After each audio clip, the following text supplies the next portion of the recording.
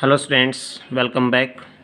Today we will discuss part number 4th from 10th class Geography chapter Lifeline of National Economy. Okay, today's topic is main important sea route. Okay, means major sea ports. Okay, now start. Major sea ports. Major sea ports. Today we will discuss about firstly reading. After that we will explain on map work. Okay.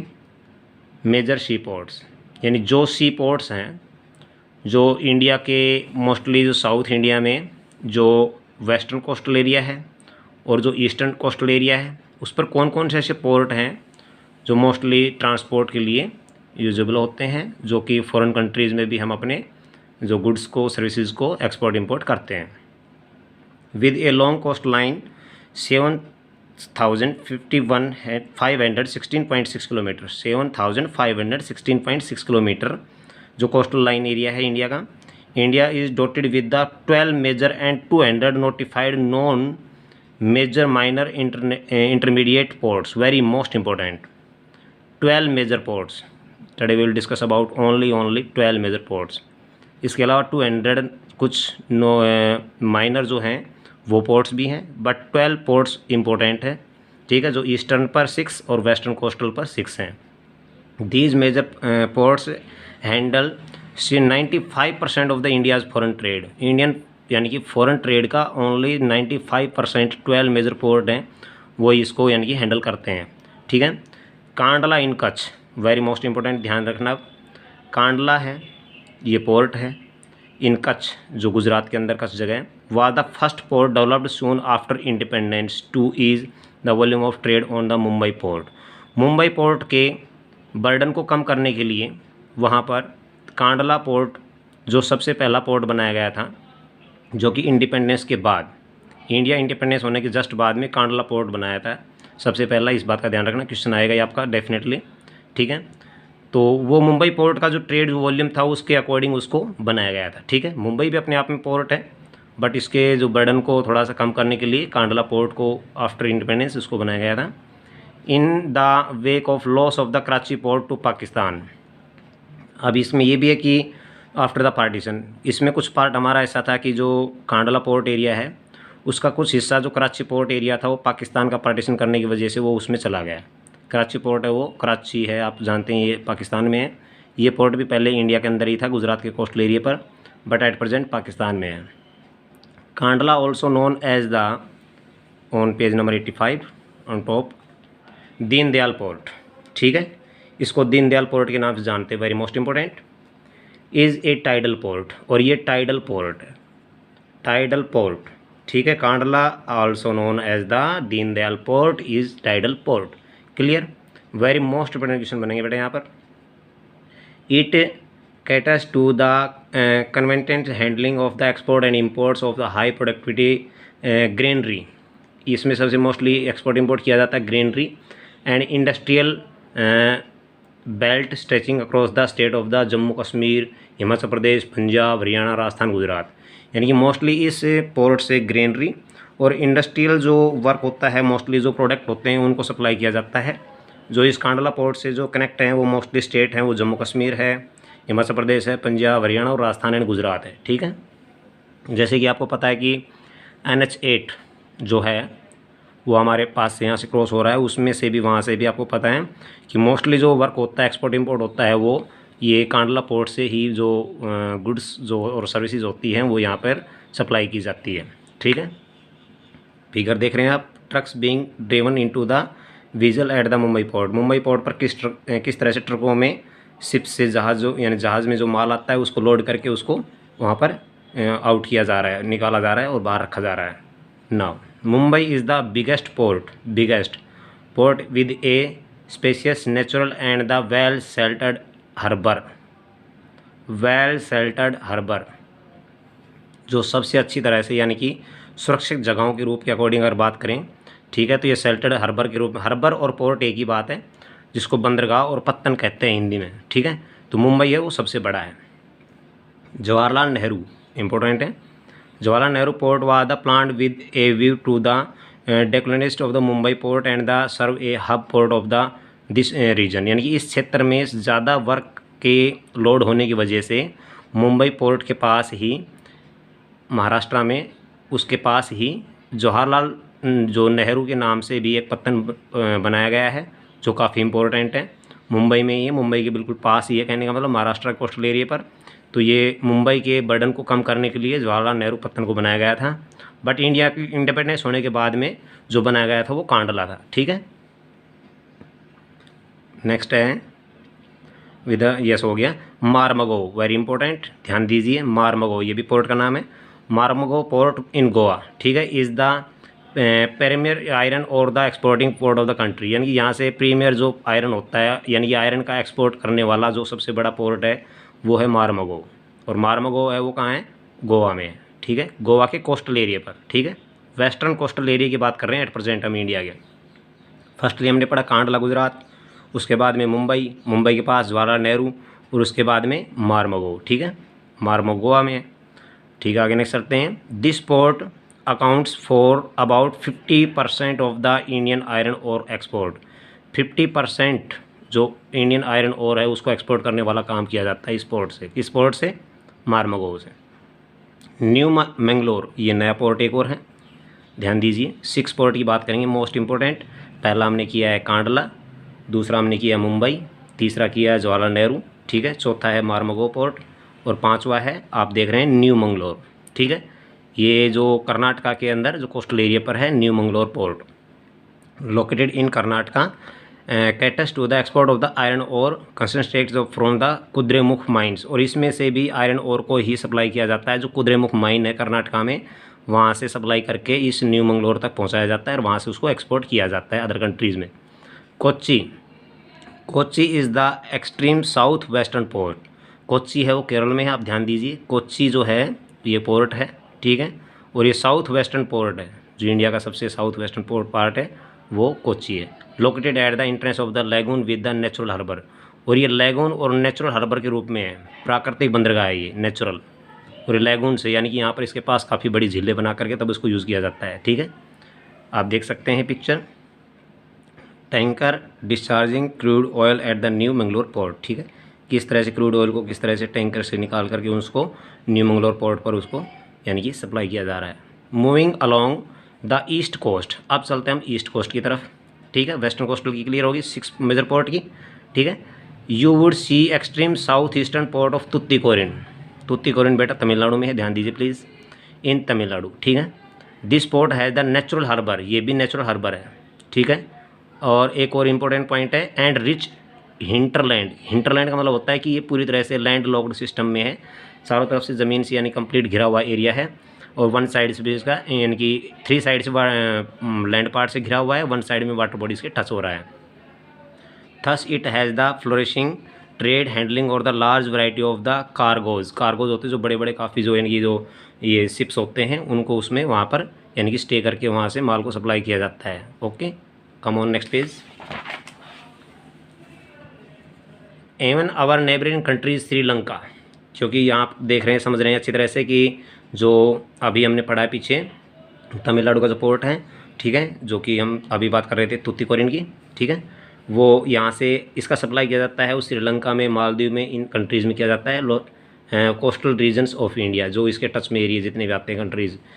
Chennai, अब चेन्नई जो है eastern coastal का 2nd number का port है, नीचे से यानी कि डाउन साइड से अप साइड की तरफ चल रहे हैं हम, आप मैप में भी समझ सकते हैं, आपको अभी बताएंगे 1 मिनट बाद में। Chennai is one of the oldest artificial, ध्यान दीजिए, ओल्डेस्ट सबसे पुराना आर्टिफिशियल पोर्ट है। बेटा ये पूछे जाएंगे कि which is the natural port, which is the oldest artificial port, ये पूछे जाएंगे क्वेश्चन, वेरी इंपॉर्टेंट क्वेश्चन है ये। It is ranked next to the Mumbai, इसकी मुंबई के बाद में नंबर 2 पर इसका यानी कि जो रैंक के रूप में नाम दिया जाता है, यानी कि रैंक इसकी मुंबई के बाद में चेन्नई सबसे इंपॉर्टेंट है ये। ठीक है, in term of the volume of the trade and the cargo. ठीक है, उसके बाद 3rd नंबर पर आते हैं विशाखापट्टनम।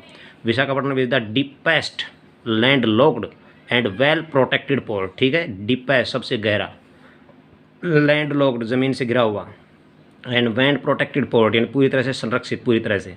ठीक है, तो ये विशाखापट्टनम है। विशाखापट्टनम पोर्ट जो है वो आपको पता है कि आंध्र प्रदेश में है। ठीक है, नेक्स्ट चलते हैं, 3 हो गए हैं इस साइड के, तुतीकोरिन, उसके बाद में चेन्नई और उसके बाद में Visakhapatnam. This port was originally concentrated as outlet for iron ore export, इससे भी आयरन और एक्सपोर्ट किया जाता है। पारादीप, पारादीप नंबर नेक्स्ट हो गया, पारादीप, पारादीप पोर्ट है ये, ठीक है, ये उड़ीसा के कोस्टल एरिया पर है, लोकेटेड इन उड़ीसा, ठीक है। Specialist in the export of iron और, यहाँ से भी आयरन और को ही एक्सपोर्ट किया जाता है। कोलकाता, कोलकाता नेक्स्ट पोर्ट आ गया। Kolkata is the inland riverine port, क्योंकि यहाँ पर जो कोलकाता जो पोर्ट है ये रिवराइन पोर्ट है। कहने का मतलब यहाँ पर जो आपको पता है कि NW1 हमने पढ़ा था, नेशनल वाटरवे नंबर 1 हल्दिया से, जो कि हमने पढ़ा था, जो कि इलाहाबाद तक का जाता है। तो इस तरह से इंटर रिवराइन पोर्ट के नाम से जाना जाता है Kolkata. This port serves a very large and the rich hinterland of Ganga Brahmaputra basin. Ganga Brahmaputra का बेसिन जो है, जो कि जहाँ पर आपको पता है सुंदरबन डेल्टा बना हुआ है, उस एरिया का सबसे बड़ा हिंटरलैंड एरिया के अकॉर्डिंग इसको जाना जाता है, जो कोलकाता पोर्ट है। Being a tidal port, it requires costed the dredging of the Hooghly, और ये टाइडल पोर्ट भी माना जाता है। टाइडल पोर्ट इसलिए क्योंकि यहाँ पर जब टाइड आते हैं ओशन में, तो यहाँ पर हुगली है, हुगली जो रिवर है उसके कोस्टल एरिया पर, वहाँ पर भी इंटरलैंड जो आप समझ रहे हैं कि जो अंदर तक, यानी कि रिवर में से शिप्स अंदर तक जा सकते हैं, तो उस समय टाइडल के टाइम में जो इस हुगली रिवर से अंदर तक के, इंडिया के अंदर बिहार तक के और यहाँ तक कि यूपी तक के बड़े बड़े शिप्स अंदर तक जा सकते हैं। Haldia port was developed as the subsidiary port. Kolkata के बर्डन को कम करने के लिए हल्दिया पोर्ट को बनाया गया था, ठीक है। उसके पास एक हल्दिया पोर्ट भी बना रखा है। In the order of the reducing the growing the pressure on the Kolkata port, Kolkata port के प्रेशर को कम करने के लिए, ठीक है। एक बार हम मैप पर डिस्कस कर लेते हैं, पेज नंबर 87, ठीक है। First of all Kandla, Kandla port is here, okay, exact location, ठीक है। ट्रॉपिक ऑफ, यहाँ से कैंसर क्रॉस हो रही है, उसके जस्ट यहाँ डाउन साइड में, यहाँ पर आप देख सकते हैं, ठीक है, क्लियर। उसके बाद में ये कांडला पोर्ट हो गया। अब 6 वेस्टर्न की हम बात करेंगे। उसके बाद में है मुंबई, मुंबई पोर्ट अपने आप में, ठीक है, ठीक है। हमें पता है कि छत्रपति शिवाजी टर्मिनल भी वहाँ पर है, एयरपोर्ट भी है, लेकिन हम अभी ओनली पोर्ट की बात कर रहे हैं, एयरपोर्ट की बात नहीं कर रहे हैं, हम सी रूट्स वाले पोर्ट की बात कर रहे हैं, ठीक है।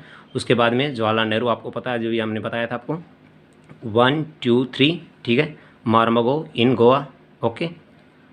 उसके बाद में न्यू मंगलोर कर्नाटका में कोस्टल एरिया पर, और फिर कोच्चि, ओके। अब हम चलते हैं वेस्टर्न कोस्टल एरिया की तरफ, सॉरी ईस्टर्न कोस्टल में, जो तमिलनाडु के डाउन साइड में या तुतीकोरिन है। उसके बाद में चेन्नई, ठीक है, और उसके बाद में विशाखापट्टनम आंध्र प्रदेश में आप चेक कर सकते हैं, पारादीप उड़ीसा के अंदर है, ठीक है, और हल्दिया एंड कोलकाता, ठीक है। यहाँ पर 1 2 3 4 5 एंड 6, ठीक है। 6 इस साइड के हैं और 6 इस साइड के हैं, टोटल 12 हो गए हैं, okay. Now next topic, Airways, okay. Airways अभी आपके इस मैप में आपके एयरपोर्ट्स के भी शो किए जाएंगे, इसके अंदर दोनों मैप्स हैं इसके शो कर रखे हैं। एयरवेज, एयरवेज आप जानते हैं अच्छी तरह से, वायुमार्ग जो होता है, ठीक है। The air travel study is the fastest most of the comfortable and the prestigious the mode of the transport. So super fast करने के लिए कंफर्टेबल सिस्टम है। आज जानते हैं वर्ल्ड में कोई भी कंट्री आज ज़्यादा दूर नहीं है, क्योंकि हमारे पास एयरवेज है, सुपर फास्ट है। It can cover very difficult terrain, yes आप देख सकते हैं, लाइक हाई माउंटेन, ऊंचे ऊंचे पहाड़ पर्वतों एरिया में से, deserts, dense forest and also long ocean stretches with the great age, यानी कितनी ही लंबी दूरियाँ हो, चाहे ओशियन के ऊपर से हो, चाहे डेजर्ट एरिया हो, चाहे माउंटेन्स हो, हर जगह पर ये आराम से इजीली मूवमेंट कर सकता है, ठीक है। Think of the north eastern part of the country, ज़रा सोचिए नॉर्थ ईस्टर्न स्टेट्स के बारे में, जहाँ 7 सिस्टर्स हैं। Marked with the presence of the big reverse, कितनी बड़ी बड़ी नदियाँ हैं वहाँ पर, ब्रह्मपुत्र जैसी। Describe the relief, dense forest and the frequent floods and the international countries etcetera. In the absence of the air transport, air travels has made crisis easier, ठीक है। तो वहाँ पर दूसरे ट्रांसपोर्ट सिस्टम यूज़ नहीं हो सकते, इसलिए वहाँ पर ज़्यादातर मोस्टली एयर ट्रांसपोर्ट को ज़्यादा सूटेबल बनाया गया है, ठीक है, उस एरिया में। The air transport was the nationalised in 1953, very most important question is there, okay. Air transport system था उसको नेशनलाइज किया गया था 1953 में। Air India provides domestic and the international air services. Air India होती है वो क्या करती है, इंटरनेशनल और जो डोमेस्टिक जो होती हैं वो सर्विसेज प्रोवाइड करती हैं, ठीक है। डोमेस्टिक होती है इंडिया के अंदर बिग सिटीज़ से बिग सिटीज़ में, स्टेट से स्टेट्स में दूसरे में जाना, ठीक है। इंटरनेशनल होते हैं वन कंट्री से अनदर कंट्री में सर्विस करना। Pawan Hans, very important point, ध्यान दीजिए, एग्जाम्पल आएगा आपका पवन हंस हेलीकॉप्टर्स एलटीडी, ठीक है। Provides helicopter services to oil and natural gas corporation in its off shore operations to the inaccessible areas and the difficult terrain like the north eastern states and the interior part of the Jammu Kashmir, Himachal Pradesh and the Uttarakhand. ये पवन हंस helicopter system जो है ये एक facility है जो provide की जाती है हिल एरियाज़ में मोस्टली, और जो गैस कॉरपोरेशन एरिया है, जो नेचुरल गैस कॉरपोरेशन एरिया जैसे डिगबोई है, नाहरकटिया है जो कि असम साइड में, इस एरिया में सबसे अच्छी सूटेबल यानी कि सर्विस जो दी जाती है वो पवन हंस हेलीकॉप्टर द्वारा दी जाती है, ठीक है। वहाँ पर पैसेंजर को मोस्टली इनके द्वारा इनको पहुँचाया जाता है, ठीक है। Now next, yes, air travels is not with in the reach of the common people, ठीक है। हमें पता है कि कॉमन पीपल की पहुंच से थोड़ा दूर है क्योंकि काफ़ी कॉस्टली होता है ये, इसका जो सर्विस होती है और इसकी जो कॉस्ट होती है काफ़ी ज़्यादा होती है। It is only the north eastern states that the special provide the made of the extend of the service of the common peoples. इसको सिर्फ और सिर्फ नॉर्थ ईस्टर्न स्टेट्स के लिए, लोगों के लिए सूटेबल यानी कि उनको कम कीमत पर उनको सर्विस दी जाती है, बाकी अदर्स पीपल के लिए इतना नहीं है। अब चलते हैं कम्युनिकेशन। कम्युनिकेशन है संचार, यानी कि एक दूसरे से कनेक्ट होकर के हमें किसी भी चीज़ के बारे में पूरी डिटेल के बारे में जानना पहचानना, ठीक है। Ever since the humans separated of the earth, they have used the different means of the communication, but these specifications have between the rapid in the modern times with long distance communication is far easier without physical movement of the communicator receives। आपको पता इसी तरह से कि इतने बड़े लंबे area में आना जाना बड़ा मुश्किल होता है, लॉन्ग डिस्टेंस को कम्युनिकेट करना बड़ा मुश्किल होता है, तो आज हमारे पास जो कम्युनिकेट करने के लिए भी काफ़ी मीन्स में जो हमारे पास है ट्रांसपोर्ट, यानी कि जो हमारे पास जो मास कम्युनिकेशन सिस्टम हमारे पास है सबसे बड़ा। Personal communication and mass communication, ठीक है, इंक्लूडिंग टेलीविज़न है, रेडियो है, प्रेस है, फिल्म है, ये सभी के सभी हमारे पास क्या है, मास कम्युनिकेशन जो कि मीन्स है, ठीक है। Are major means of the communication in the country है। देश के अंदर हम हर जगह की खबर को लेने के लिए टेलीविज़न, रेडियो, प्रेस, फिल्म आदि को हम यूज़ करते हैं, उससे हमें डिटेल का पता चल जाता है। और नेट फैसिलिटी आप जानते हैं अच्छी तरह से, ठीक है, इंटरनेट तो मोस्ट इंपॉर्टेंट है। The Indian postal network is the largest of the world, और इंडिया का जो पोस्टल नेटवर्क सिस्टम है वो भी बहुत बड़ा है वर्ल्ड के अंदर, ठीक है। आज तो इसको बैन कर दिया गया है, रुक गया है काफ़ी, क्योंकि जब से ये इलेक्ट्रॉनिक जो सिस्टम यूज़ हुए हैं तब से ये जो इंडियन पोस्टल सिस्टम है ये कम हो गया है। It handles parcels as well as the personal return communication, इसमें पार्सल को सेंड किया जाता है, रिटर्न कम्युनिकेशन किए जाते हैं। Card and envelope are the considered first class mail and the air lifted between the station both and the land and the air, यानी कि इसको हर जगह पर चाहे एयर से या लैंड पार्ट में कहीं भी हम अपने इस कम्युनिकेशन को एक दूसरे जगह लोग पहुँचाने के लिए वो एनवेलोप कार्ड वगैरह होते हैं उनको हम इनकी सप्लाई करते हैं। जैसे आपके विलेज से कोई पोस्ट ऑफिस है, वहाँ से आपने लेटर डाला है तो वो सीधा मेन हेड या ऑफिस में जाएगा, वहाँ से सिलेक्ट होकर के वो दिल्ली, मुंबई, कोलकाता, चेन्नई जहाँ का होगा उसकी एयर में या फिर ट्रेन जो होती है उसमें रख दिया जाता है और वो पहुँच जाते हैं। Second class mail include the books pockets. अब सेकंड क्लास के आगे फर्स्ट क्लास के तो आप समझ लिए अच्छी तरह से, ठीक है, जो कि अभी आपने पढ़ा है कि पर्सनल जो रिटर्न होते हैं, ठीक है, जो कि कार्ड होते हैं, एनवेलोप्स होते हैं, फर्स्ट क्लास मेल के अंदर आते हैं, ठीक है, जिसको फर्स्ट क्लास मेल को एयरक्राफ्टेड और बिटवीन द स्टेशन कन्वर्जिंग कर किया जाता है। बट सेकंड क्लास के अंदर क्लास के अंदर आते हैं बुक्स हैं, जो बुक पॉकेट्स हैं, रजिस्टर्ड न्यूज़पेपर्स हैं, ठीक है, एंड द पीरियडिकेटर्स हैं, छोटी छोटी यानी कि जो उपन्यास, कोई कहानियाँ हैं, कोई न्यूज़पेपर हैं, कोई और दूसरी चीज़ें, बुक पॉकेट्स होती है, डिक्शनरी वगैरह होती है, इस चीज़ें छोटी छोटी चीज़ें हमारे लिए काफ़ी यूजेबल हैं। They are the carried the surface mail and the connecting the land and the water transport, इसको भी अच्छी तरह से हम सरफेस मेल के अकॉर्डिंग हम कहीं भी एक जगह से दूसरी जगह पर सेंड कर सकते हैं। To facilitate quick delivery the mails large town and the cities 6 mail channels have been the introduced recently. They are called the Rajdhani channel, metro channel और green channel, business channel, bulk mail channel and the periodical channels. ये most important channels हैं जो यहाँ पर बताए गए हैं। Large town cities के लिए 6 मेल हैं, ये 6 मेल बनाए गए हैं स्पेशल सुपरफास्ट, जिसके थ्रू आप अपने यानी कि कम्युनिकेशन को सेंड कर सकते हैं, ठीक है। अब इसके अंदर हम एयरपोर्ट की बात कर लेते हैं, सिर्फ एयरपोर्ट के बारे में बात करेंगे पहले। ये राजा सांसी है, अमृतसर में है। एयरपोर्ट की बात कर रहे हैं, राजा सांसी अमृतसर पंजाब के अंदर है, ठीक है। उसके बाद हम चलते दिल्ली। दिल्ली में आपको पता है पाड़म में इंदिरा गांधी इंटरनेशनल एयरपोर्ट है, हम एयरपोर्ट की बात कर रहे हैं एट प्रेजेंट, ओके। उसके बाद में हम बात करते हैं मुंबई के अंदर छत्रपति शिवाजी टर्मिनल जो कि एयरपोर्ट है, ठीक है। उसके बाद में हैदराबाद, ठीक है। उसके बाद में ये आप लास्ट नीचे चलते हैं तिरुवनंतपुरम जो कि यहाँ पर आप समझ सकते हैं इंटरनेशनल एयरपोर्ट है ये सभी, और मीनामबक्कम जो चेन्नई के अंदर है, ठीक है।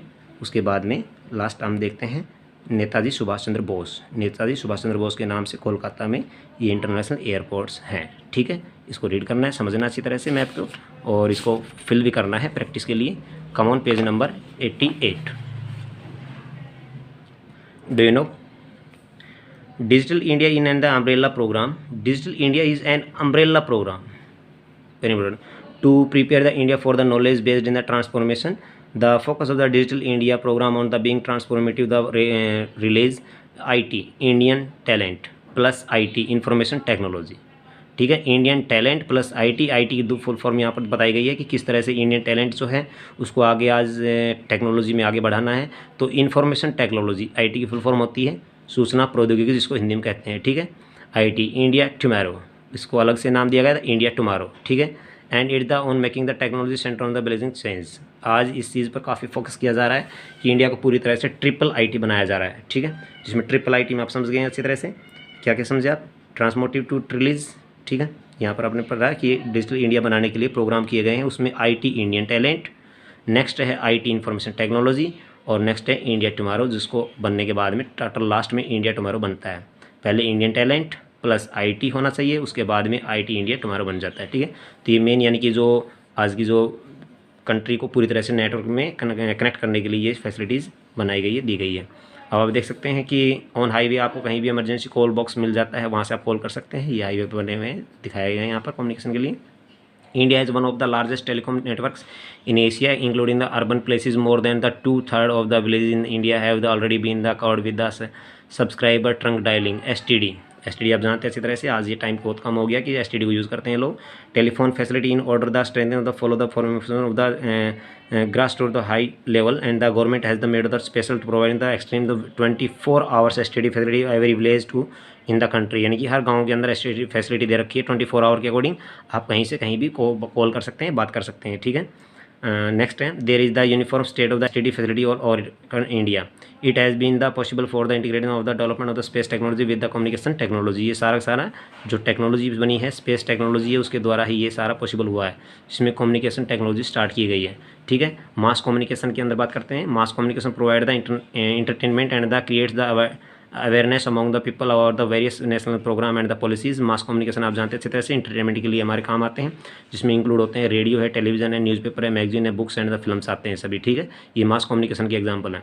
All India radio, Akashvani broadcasting is the variety of the program और national regional and local language of the variation category of the people spread over the different part of the country. Doordarshan the national television channel of India is the one of the largest territorial the network in the world पूरे। ठीक है, आज DD India आप जानते हैं अच्छी तरह से, DD इंडिया है। दूरदर्शन जो टेलीविज़न पर आता है, ये जो नेटवर्क है, ये सिस्टम है, ये काफ़ी यानी कि जो गवर्नमेंट की तरफ से दिया गया है, जो बिल्कुल फ्री ऑफ कॉस्ट सिस्टम है। It broadcast the variety of the programme from the entertainment, education, sports etcetera for the people of the different age of the group. यानी कि दूरदर्शन जो चैनल दिया गया है, उसमें हर तरह के एज के लोगों के लिए हर तरह की फैसिलिटी उसमें दी गई है। India publish a large number of the newspaper and the produce the annually. They are the different types of the depending upon their the productivity. Newspaper are the publish in the about 100 languages. ठीक है, 100 language में है, फिर different languages वाला India है, linguistic India है। Delegates अलग अलग तरह की यानी कि पूरी तरह से यानी कि उनके जो भाषाओं के विचारों पर आधारित है। Did you know that the largest number of the newspaper published in the country in are Hindi. Hindi आप जानते हैं अच्छी तरह से, ज़्यादातर मोस्टली इंडियन जो लोग हैं वो हिंदी को ज़्यादा यूज़ करते हैं। Followed by the English and the Urdu, उसके बाद में इंग्लिश और उर्दू को भी यानी कि जो न्यूज़पेपर इसमें प्रिंट होते हैं वो रीड करते हैं। India is the largest producer of the feature film in the world. पूरी दुनिया में सबसे ज़्यादा यानी कि फ़िल्म प्रोड्यूस करने वाला यानी कि जो प्रोड्यूसर है वो इंडिया है। It produces short films, video feature films and the video short films. The central board of film certification is the authority of the certify both Indian and the foreign film. ठीक है, the central board of film certification, ये इसका main यानी कि authority आती है। जैसे आपने हाईवे की अथॉरिटी का पढ़ा था, NHAI, national highway authority of India. ठीक है, उसी तरह से जो ये जितने भी हमारे पास मास कम्युनिकेशन सिस्टम है, उसका मेन जो central board of film certification की अथॉरिटी मिली हुई है। ठीक है, उसके बाद में हमारा जो टॉपिक होगा नेक्स्ट छोटा एक वीडियो और बनाएंगे, लास्ट होगा उसमें। Okay, bye.